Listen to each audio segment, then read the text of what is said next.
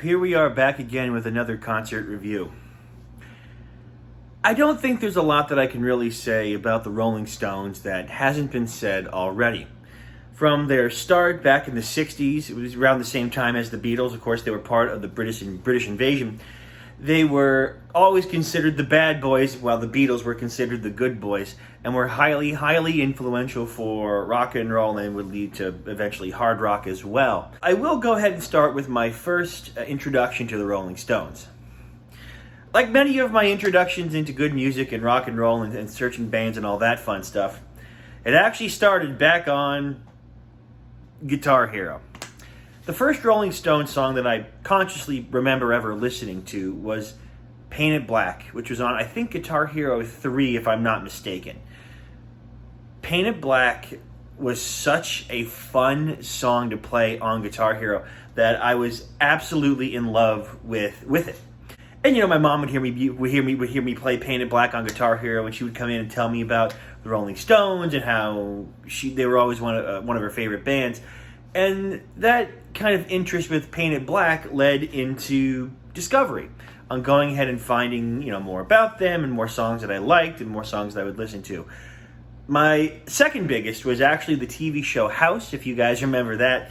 House was a medical drama, and one of the theme songs that they would typically play was "You Can't Always Get What You Want," and that was always one of my favorite Rolling Stones songs since then, along with like Painted Black, Ruby Tuesday, Jumpin' Jack Flash. The list can go on and on and on for how long they've been around. It's surprising that the Rolling Stones in this day and age, in the year of our Lord 2024, have gone ahead and released a new album called Hackney Diamonds. And color me surprised, I actually liked it quite a lot. Some noticeable songs are The Sweet Sounds of Heaven, which features Lady Gaga, which is always really fantastic when she gets involved in projects. There is, of course, Angry, which is kind of a bop. But personally, my favorite song on the new album is Whole Wide World.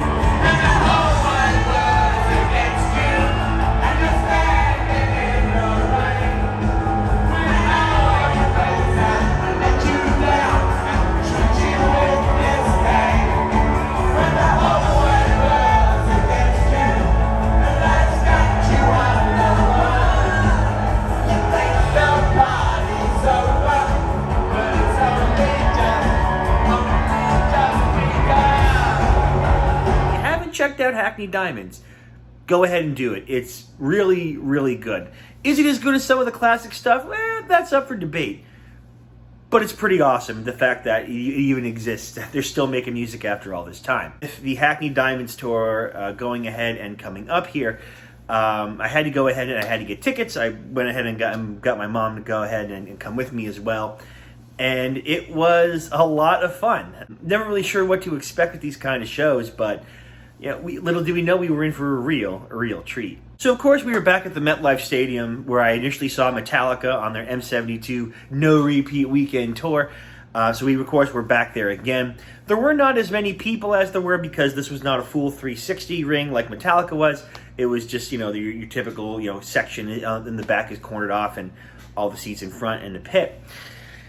But there was still an awful lot of people. That stadium is gigantic. And the only thing I don't like about the stadium is trying to get in and trying to get out, because there's like one entrance where everybody funnels. So like you get 60,000 people trying to leave at the same time. It's always a nightmare getting in and always a nightmare going out. So for those going to the MetLife Stadium in New Jersey, just be aware of that. Be expected to wait a long time. I'm not a fan of leaving early. I pay money for tickets. I want to enjoy the entire show. So unless you're leaving early, expect a really, really long delay to go ahead and get out. But the weather was beautiful. The seats were very, very nice. We were in the top row of the 200 section, so there was like shade above us, which was really, really nice and breezy. It was super, super cool.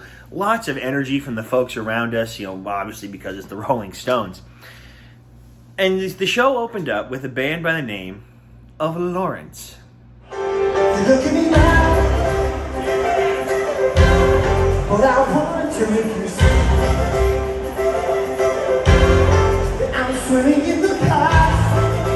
Lawrence is a funk band that is the brainchild of a brother and sister, and each of them would like alternate singing and all of that. and really good energy. I think the music sounded really, really good, but the female singer was just really, really obnoxious. I don't know how else to really put it besides that. She had a lot of like, I'm better than you energy, whereas the brother was like, much more like friendlier and a lot cooler. Not taking away from her talent and for the rest of the group as well, but when someone comes off as obnoxious, even if they are someone like Mick Jagger as an example, there is that level where you're like, you're really talented, but I kind of wish you would just stop talking.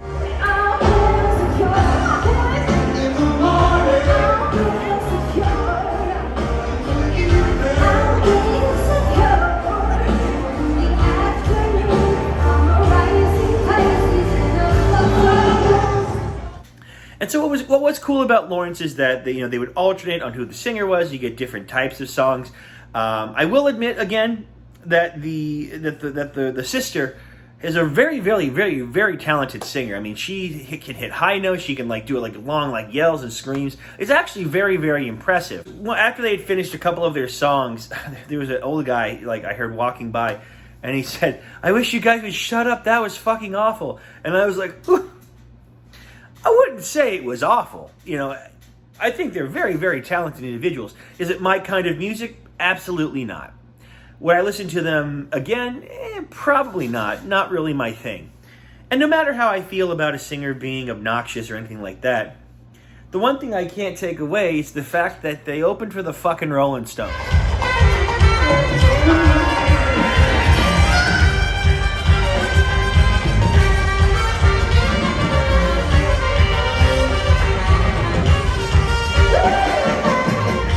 Anyone who opens for the Rolling Stones, especially in this day and age, has to have some level of talent. And I think that really came across. They did a cover of that Sean, I forget the guy's name, it's Sean something, but it's a turn 'em on, let's turn 'em on, let's get 'em on. It's like a dance song. You would definitely know it if I played it, but I'm not going to play it for copyright issues. But they did a cover of that, and that surprised the hell out of me because I'm like, oh, where did this come from? But it was charming enough. I enjoyed that. Tell me not to worry about you. You said you were doing just fine. Trouble you take the tears, and the song is in your ears. So next time there's a cash in So now, of course, we get to the reason why we're all here. The Rolling Stones. Very similar to when I saw Paul McCartney a couple of years ago. There was, this silence, this anticipation of when Mick Jagger and Keith Richards were going to go ahead and pop up on stage. Then it starts a ba-na-na-na, start me up, and they started with the song "Start Me Up," and from there it was just an absolute blast of legends of rock and roll. It was freaking amazing.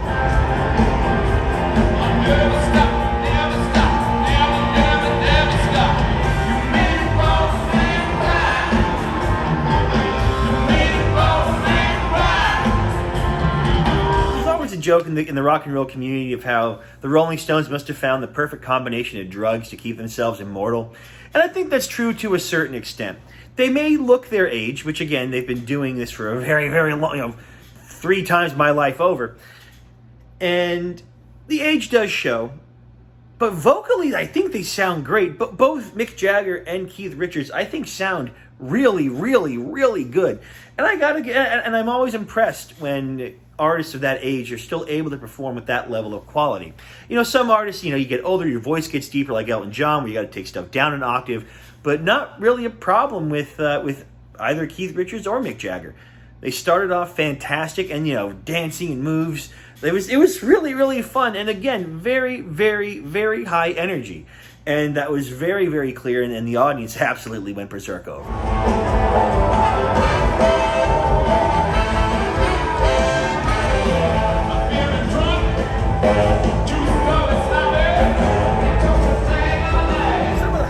Of the show, in my opinion. Of course, they did play a couple of songs from the new album. They played Angry. They did play Whole Wide World, which again, very near and dear to my heart. When they came back for their encore, they did go ahead and one of the songs they played from the new album was the one with Lady Gaga. The Sweet Sounds of Heaven, which of course Lady Gaga was not there, but the singer that they picked to replace her, she was really, really good. She was also a vocalist who sang the girl's part on Give Me Shelter. You know, it's just thrown away, it's just thrown away, like that really high, like yelling. It was amazing. Like she could really, really throw her voice around, and she just had this presence when she was singing and taking lead stage with Mick Jagger. It was awesome. I thought it was really, really cool. Fantastic, fantastic job. Sweet sounds of heaven.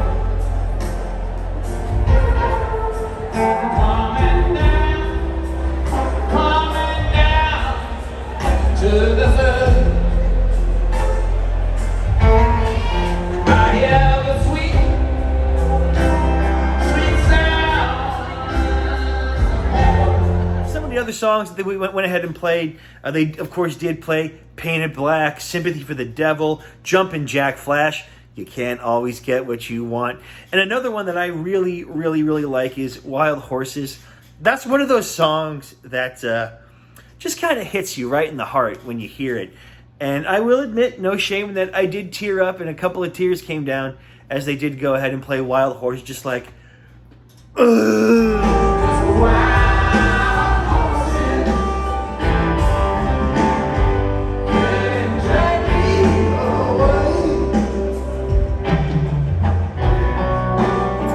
Time that I go to a concert where I have like an emotional reaction like that. So having them play a song that I very much enjoy, even if it is a sad one, is magical. You know, not every band can go ahead and get that kind of reaction out of me. So I really do treasure those kinds of moments when I have that kind of emotional reaction. My one little itty bitty thing is, you know, obviously with this you can't play everything.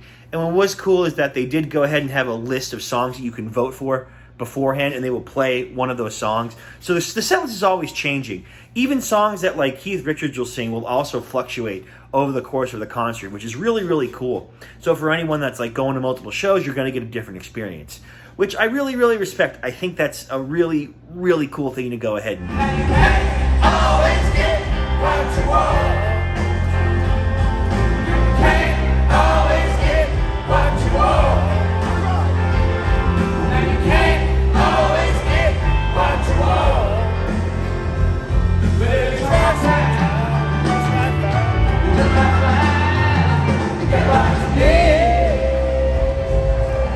need. One song that was not on the set list is Ruby Tuesday. That's another one of those sweet, sad songs that just hits my heart in the right spot.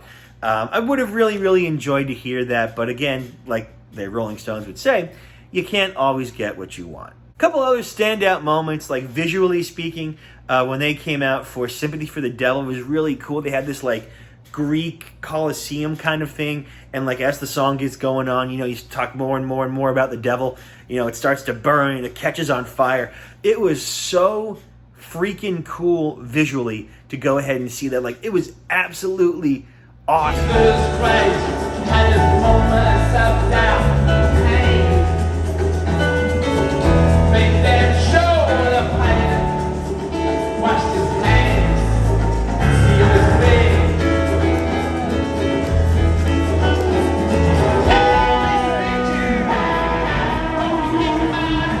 Moment two that does kind of stick out in my brain. You know, my mom is getting up there in age. She's pushing 70. So, you know, not the best health. You know, knees are hurting, and she has to walk with a cane and all that. But as soon as the show started, Start Me Up, you know what she did? She stood up. She stood up and she was waving and yelling. And I had to do a double take because, you know, just like the comedy of it. But it was a really nice moment, you know, that she felt so into the show even before it started, right? Just as the Rolling Stones came on, that she wanted to stand and cheer, because she never got a chance to see them before. This is her first time being able to go ahead and see them, and there's just something really nice about that. It made me feel, you know, nice and warm on my insides that I was able to help and give that kind of show where she could go ahead and have that much fun. And while she didn't stand for the whole time, lots of energy throughout. Loved every second of it, as the audience did. I mean, they were cheering and yelling and crying and having such a great time. And it was very clear that, you know, the band was too. You know, Mick Jagger would come out and talk and have fun and all that too. And I have to admit, he's very, very charismatic. It was kind of funny how, like, throughout the show, you would see him in, like, different layers of clothing. And then he would come out with, like, oh, he's taking his jacket off. And then he's taking his first shirt. And now he's taking this shirt off. And it was just funny. They basically got to go ahead and see Mick Jagger strip for, like, an hour and a half. It was entertaining, to go ahead and say the least. And it's nice that they still have this kind of presence. And you know, people still love and want to see more and more, and it's kind of beautiful, you know.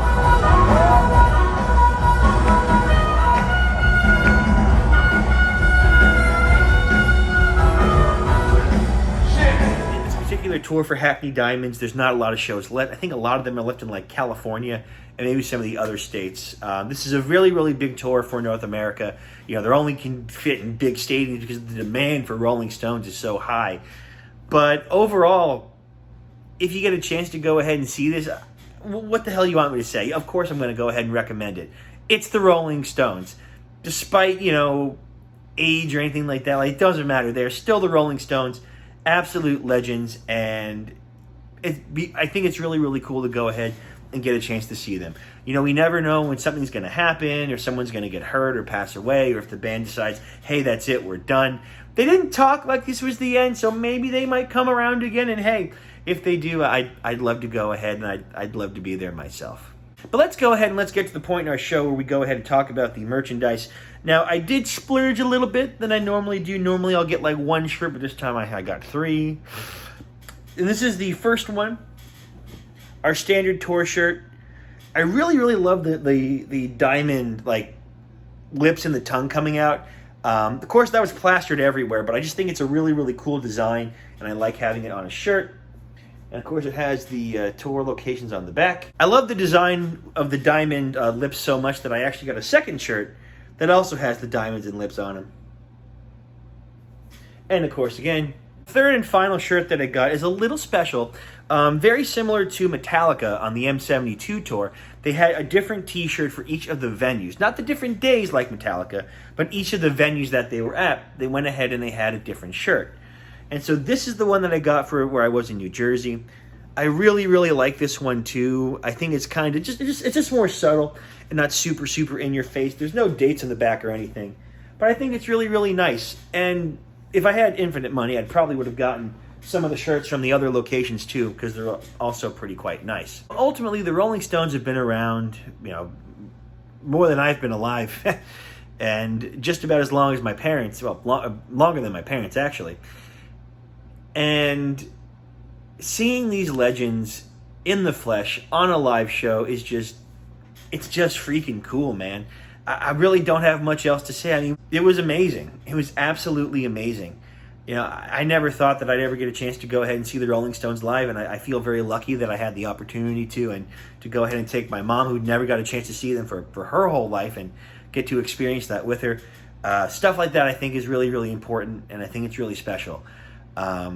Rolling Stones may not be my absolute favorite band, and maybe well before my time, but you know, I can't deny the legacy. I can't deny how much fun it was and how cool it was to see some of my favorite songs. I mean, even just besides Wild Horses, but Paint It Black, the first Rolling Stones song I ever listened to hear that live, and of course, with You Can't Always Get What You Want, that is such another emotional song for me as well, that it's just beautiful. It's just absolutely beautiful.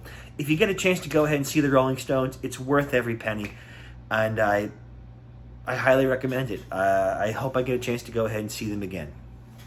Well, that's it for our video this time. You know, thank you guys so very, very, very much for watching. This is going to be it for a little bit, so you know, another little break till the next concert rolls around. But I think you guys are going to really enjoy the next one. If you like Sum 41, my next concert is Foo Fighters. See you guys in the next one, and thank you.